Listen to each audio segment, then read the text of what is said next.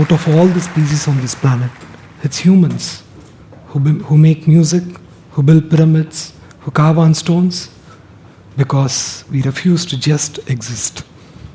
Today I welcome you all to share my story, where small curiosities led me to discover the sound that have been buried for more than 2,500 years.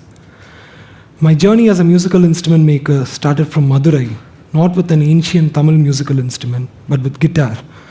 We all know Madurai for its rich heritage and tradition, but Madurai also had other side. It had a great influence of Western music. Mr. J. Rajashekaran from Madurai back in the 90s used to play Tamil jazz and blues music in Madurai, and people used to gather to see him. I grew up listening to him. That's how I picked up my first instrument, guitar. He gave me a CD of a guitar festival in which guitars from all around the world gathered to a place and they performed together. That's where I first found the instrument called a lap steel guitar. The sound from it was amazing. I really wanted to have one, and I really wanted to play one. But I couldn't find one in Madurai. So I decided to make it. I learned how this instrument works, how the structure of the instrument was, how it was made from the internet, and I somehow managed to make the instrument. I'd like to show you the first instrument that I made, the lap steel guitar.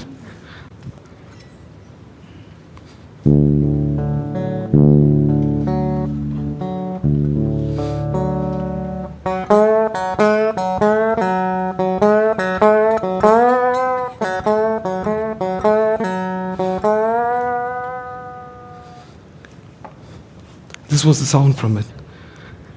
So the process of making instrument from raw wood and making it sound, this was addictive to me. I started making more guitars from all around the world, instruments from all around the world. I started making banjos, ukuleles, electric guitars and acoustic guitars, just referring to the internet, and I was trying to do what I could do. When I was doing my graduation, I went to Auroville for my internship. It was there when I first met Erisa Nioji, who was a master luthier who has been building guitars for more than 40 years. I went to him and showed him the work that I was doing, and he was kind enough to teach me guitar making. He not only taught me guitar making, he also taught me the nuances of building and crafting a world-class instrument, considering the wood, the structure, and the aesthetics of the instrument. After building guitars for all these years, I had one question in my mind. When I wanted to learn instrument, it was a guitar. It could be a piano, it could be a violin, or it could be a drums. I never thought of learning to play any traditional instruments that I grew up with, that was there hundreds of years in the same landscape. So this question hit me hard. I really wanted to question the reason behind it. And it was not only me, it was people of all the people of my age. When they wanted to learn an instrument, it was always a guitar, a piano, or a drums. So the reason behind it, I wanted to study deeper into it. On studying deeper, one reason stood out. It was the design evolution. Take guitar with a history of 400 years. The guitar that was there 400 years before and the guitar that we have right now are two completely different instruments. The instrument has been evolving so much for each decade, adapting itself to suit the present generation and creating new genres. Let's take jazz, rock and roll, blues, whatever genre it may be. Everything evolved from one particular sound that the instrument could make. So I wanted to do this to the Tamil culture and Indian culture. So that's when I decided to start this company to build musical instruments from the roots without changing its origin, without changing its original voice, making it a better instrument, better playable instrument by everyone. This is when I met Shiva on a rainy day in Madurai, who was working in Keeladi architectural documentation. He said he wanted to have a yal for him. Like everyone else, I didn't know much about the instrument. I've heard the name Yal in many household names like Yalini, Yalisai, Iniyal, Yalan, and there are so many names named after the instrument. But I didn't know how the instrument was and how it sounded like. Just like everyone, I went to the internet and I searched about the instrument. Surprisingly, I couldn't find any evidence about the instrument. No No one was playing the instrument. There are no recordings of the instrument. There are only some museum prototypes that were existing. So this made me curious. I wanted to learn more about the instrument because we have been listening about this term Yal all our lives. For centuries we have been having this name, but we don't know how the instrument was. So this was a curious thing for me. And later I found out all the information about the instrument were in the Sangam literature, like Tolkapiyam, Silapadigaram, Sivagasintamani, Manimegalai, Perumbanatrapadai, Sirbanatrapadai, and many other literatures. All these literatures had stories about the instrument. Let's take Sivagasintamani. Sivagasintamani, there was a Yal competition in which Sivagan and Gandharvatai participated.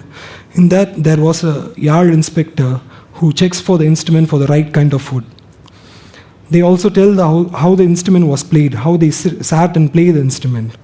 In Silapadigaram, in detail, they show the parts of the instrument. For example, the shape of the neck, the curve of the neck was compared to the curve of a pregnant lady in her 8th month. So all these kind of descriptions were there. So reading all the stories that were there, I was able to convert the text to a design, and I started working on the instrument. It almost took a year to complete the instrument, and I was hopeless. I was just believing the text from the Sangam literature, and I was working. I didn't know if the instrument will sound good or not, or whether any sound will come out of it or not. I didn't know anything. I was just working. And I completed the instrument in a year. When I tried to put on the strings and tune it, a part of the instrument broke. So I was working on it for almost a year, and the instrument suddenly broke. This made me really sad. I didn't know anything to do. Like, I couldn't touch the instrument for next couple of weeks. I couldn't go near the instrument. I was really sad about it.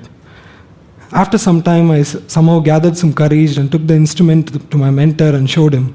He gave a simple solution. That's when I realized something big for us was something small for an experienced mentor, and it's better to take it to someone and learn from them. Yeah. So after gaining back my confidence, I went back to my workshop and I completed the instrument.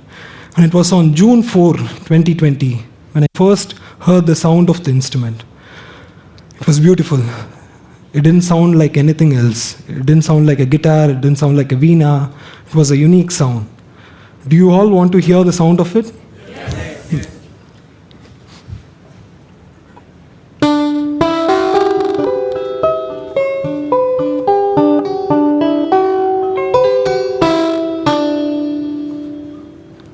There is some jarring.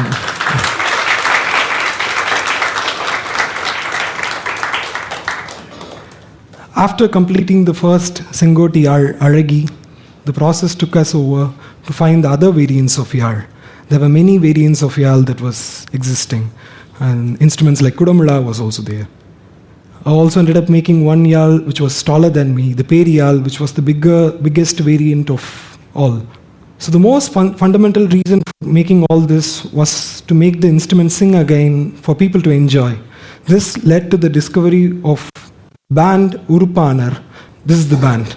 So people, the friends who were ready to join hands to bring back all these beautiful sounds, we joined hands together and the instrument started singing again. These are the members of the band and the team. The Yal was our first step. We are driven by the call to creating instruments that have a sustainable future. Instrument, the generation can pick up without any hesitation, bias, or difficulty. Instruments that will be played simply for the love of it. So what is your melody? The tune that you hum when no one is listening to. Don't dismiss it. Let me end this conversation by playing a little bit of Yal.